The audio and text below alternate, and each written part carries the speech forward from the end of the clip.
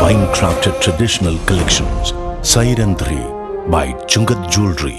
വിദേശ നിർമ്മിത കണ്ണടകൾ 250 രൂപ മുതൽ 1 വർഷത്തെ വാറന്റിയോടെ. ഇനി കണ്ണു തുറക്കാം കാഴ്ചയുടെ പുതിയ ലോകത്തേക്ക്. Idimannikkal edge opticals, opposite little flower hospital, Angamaly. Edassery jewellery, Kalady.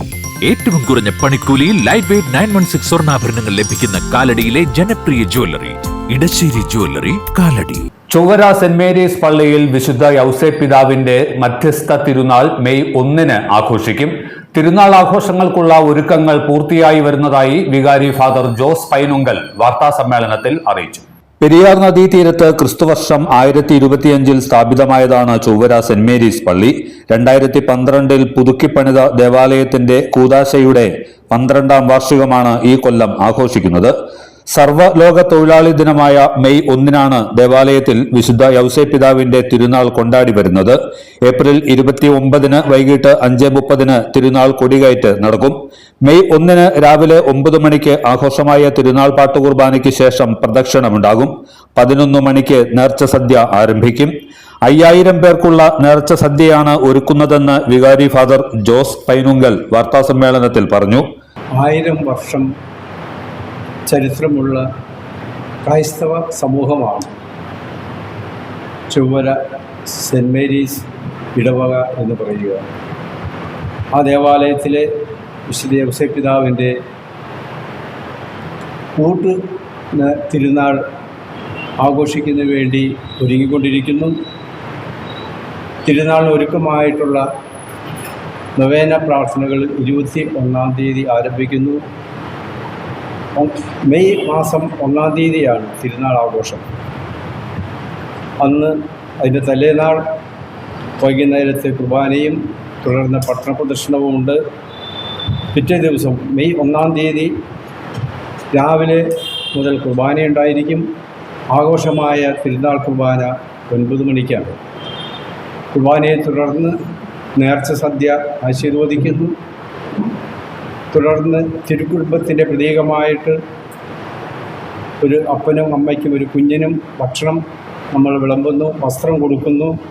അതിനുശേഷം പൊതുവായ നേർച്ച സദ്യ ആരംഭിക്കുകയാണ്. സാധാരണയായി ഒരു 5000 പേരോളം നേർച്ച സദ്യ ഉണ്ണാനായിട്ട് വരാറുണ്ട്. ഇപ്രാവശ്യവും ഞങ്ങൾ അത്രയും പ്രതീക്ഷിക്കുകയാണ്.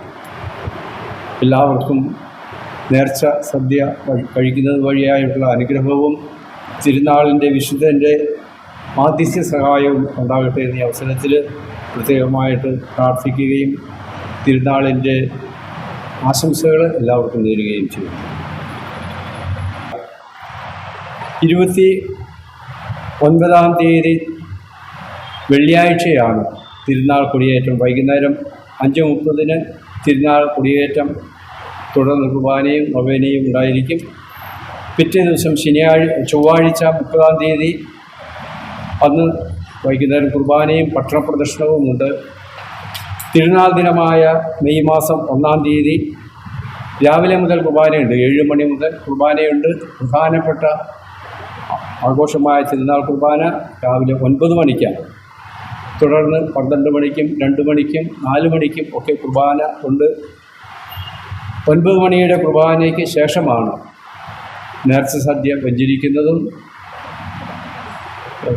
തിരുക്കുടുംബത്തിൻ്റെ പ്രതീകമായിട്ട് 3 പേർക്ക് ഭക്ഷണം കൊടുക്കുന്നതും തുടർന്ന് പൊതുവായി എല്ലാവർക്കും വേണ്ടി സദ്യ ആരംഭിക്കുന്നതും.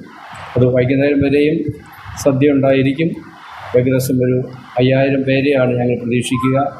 എല്ലാ വർഷവും അത്രയും ഉണ്ടാകാറുണ്ട്. അതിനുവേണ്ടിയുള്ള ഒരുക്കങ്ങൾ ഞങ്ങൾ ചെയ്തുകൊണ്ടിരിക്കുകയാണ്.